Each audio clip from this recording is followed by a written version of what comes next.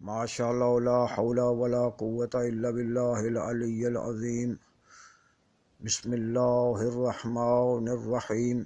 الحمد للہ رب العالمین، والصلاة والسلام علی اشرف الانبیاء والمرسلین ابی القاسم محمد اللہم صل علی وعلى أهل بيته الطيبين الطاهرين المعصومين ولعنة الدائمة على أعدائهم أجمعين من يومنا هذا إلى يوم قيام الدين.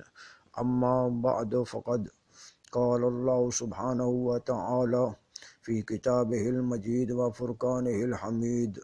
بسم الله الرحمن الرحيم. ان الدین عند اللہ الاسلام۔ محترم سامعین،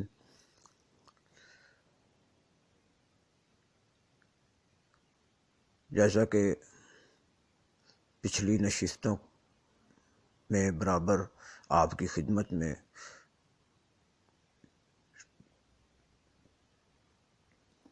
گزارش کی جا رہی ہے معرفت الہی کی حوالے سے کہ اللہ سبحانہ و تعالیٰ کی معرفت دین اسلام کا بڑا اہم رکن ہے، کہ جس رکن پر پورا دین قائم ہے،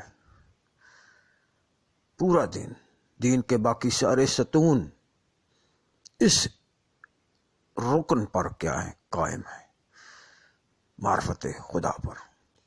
اور مولا امیر المومنین علیہ الصلوۃ والسلام جیسا کہ اپنے خطبہ میں مولا نے فرمایا اول الدین معرفت، مولا نے بھی اس کا جو ہے مولا نے اپنے خطبہ میں اس کا اظہار فرمایا اور بتایا کہ دین اسلام کا پہلا واجب اور بڑا رکن وہ معرفت خدا ہے۔ معرفت خدا ہے تو آپ کے عمل قبول، آپ کی عبادت قبول، آپ کا عقیدہ قبول، آپ کا ایمان قبول، آپ کی حسنات قبول، آپ کی چھوٹی سی چھوٹی نیکی جو ہے وہ آپ کی قبول کی جائے گی معرفت خدا پر۔ اور ایک بندے کو اگر خدا کی معرفت ہی نہیں ہے تو یوں سمجھے وہ اندھیروں کے اندر رہ رہا ہے، تاریکیوں میں زندگی بسر کر رہا ہے، جہالت کے اندر رہ رہا ہے۔ اور جو جہالت اور تاریکیوں کے اندر رہنے والا بندہ ہو وہ خدا کی رحمت سے دور ہوتا ہے۔ اللہ اپنے ان بندوں کو پسند فرماتا ہے اور اپنے ان بندوں پہ راضی ہے جو صاحب علم ہیں، جو صاحب معرفت ہیں،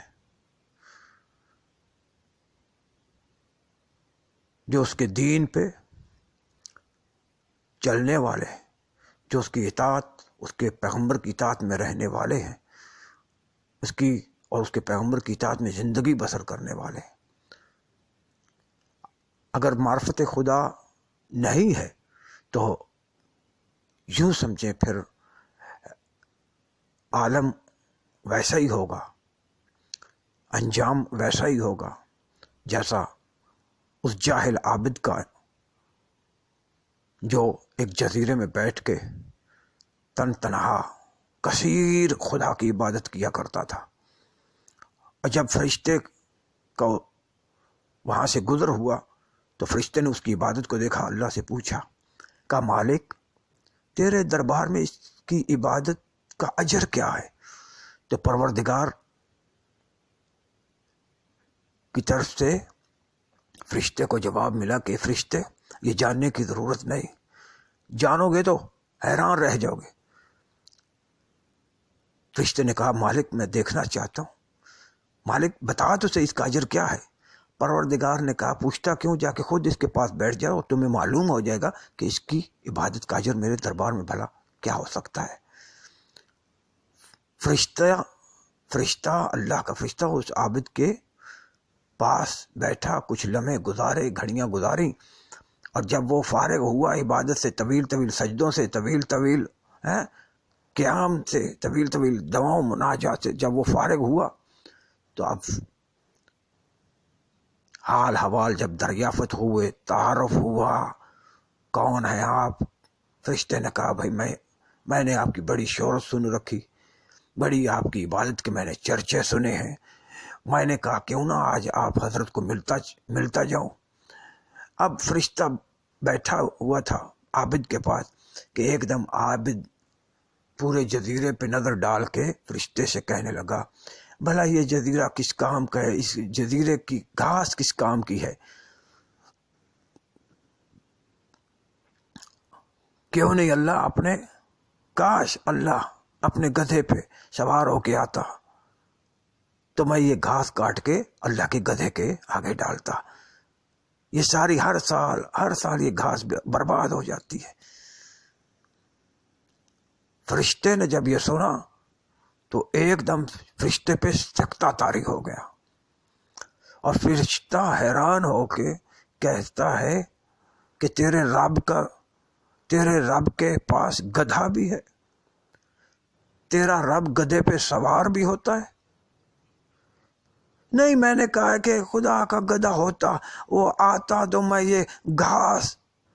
اس وقت خداوند متعال نے فرشتے کو آواز دی کہ اے میرے فرشتے، دیکھا ہے تو نے اس کی معرفت؟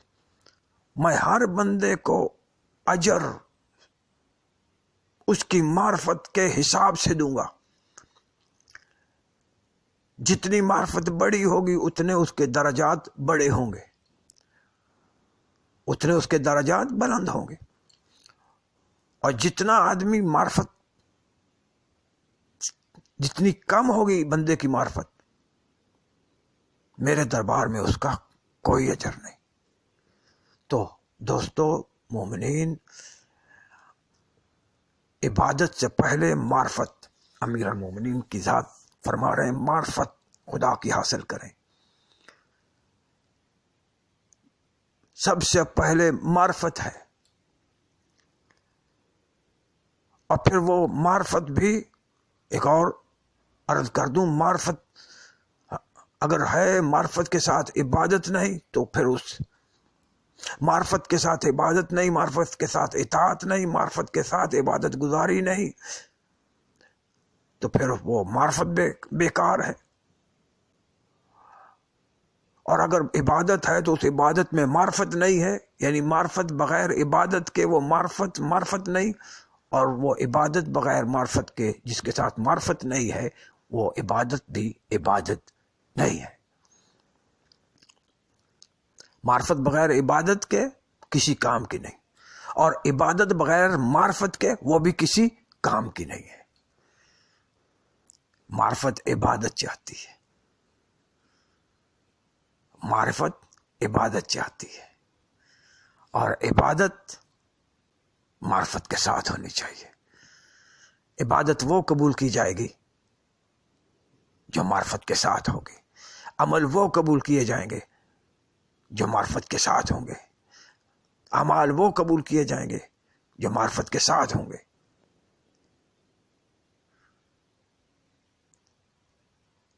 پیغمبر خدا صلی اللہ علیہ وآلہ وسلم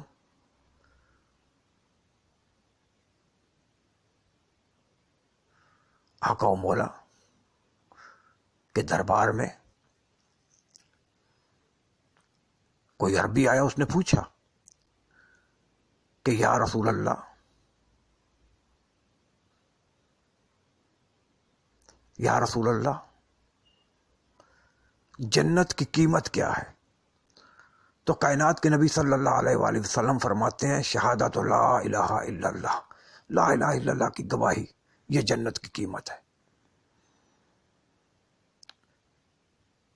من قالہا مخلصا بہا، جس نے خلوص کے ساتھ، اخلاص کے ساتھ کہا، تو عربی پھر پوچھتا ہے وما اخلاصها، یا رسول اللہ اس کا اخلاص کیا ہے؟ تو کائنات کے نبی فرماتے ہیں العمل بما بعثت به فی حق وحب اہل بیتی.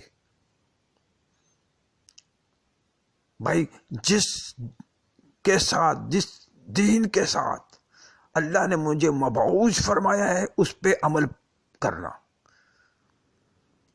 اس کی پابندی کرنا، اس پہ عمل پیرا ہونا، اور میری اہل بیت کی محبت. میری اہل بیت کی کیا ہے؟ محبت.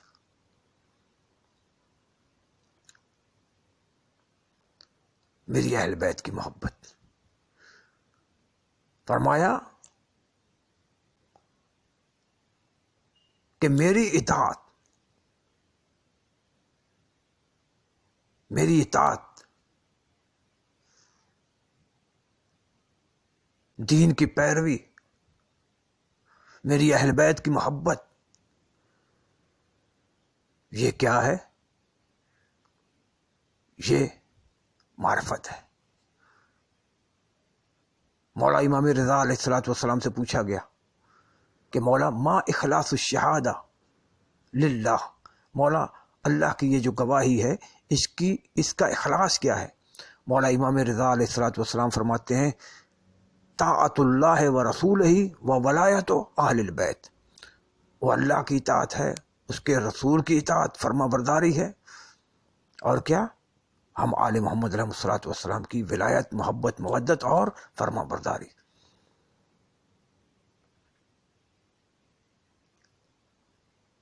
یہ معرفت ہے.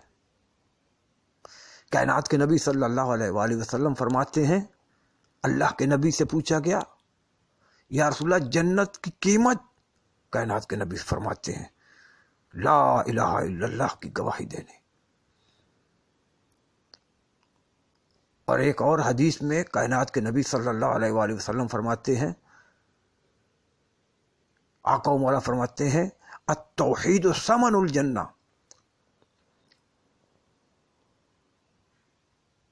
بھائی جنت کی تمہیں قیمت ادا کرنی پڑے گی، اور جنت کی قیمت کیا ہے؟ توحید ہے. توحید ہے جنت کی قیمت.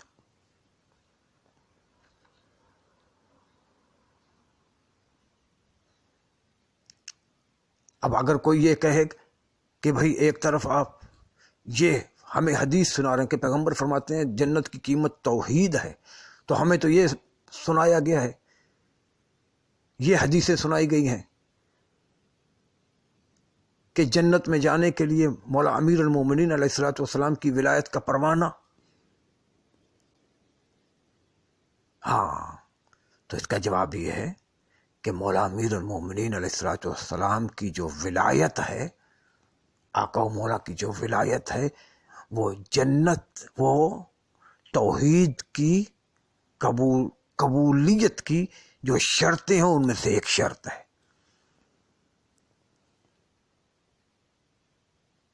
توحید کی قبولیت کی جو شرطیں ہیں ان میں سے ایک شرط امیر المومنین کی ولایت ہے. تو امیر المومنین علیہ الصلوۃ والسلام کی ولایت کوئی الگ شے نہیں ہے. امیر المومنین کی ولایت کا امر یہ امر الہی ہے. اللہ نے امیر المومنین علیہ الصلوۃ والسلام کو منتخب فرمایا، ان کو مومنین کا مولا و آقا بنایا، ان کو مومنین کا سید و سردار بنایا، حاکم بنایا.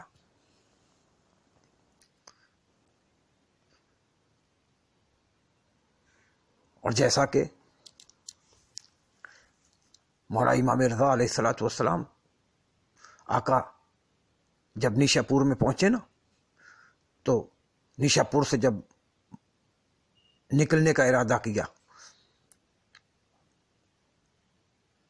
تو اصحاب حدیث جو تھے، جو حدیث لکھنے والے، جو اصحاب حدیث لکھا کرتے تھے، نوٹ کیا کرتے تھے، وہ اصحاب مولا امام رضا علیہ الصلوۃ والسلام کے پاس سارے اکٹھے ہو گئے. وَاجْتَمَعَ عَلَيْهِ أَصْحَابُ الْحَدِيثِ. قالوا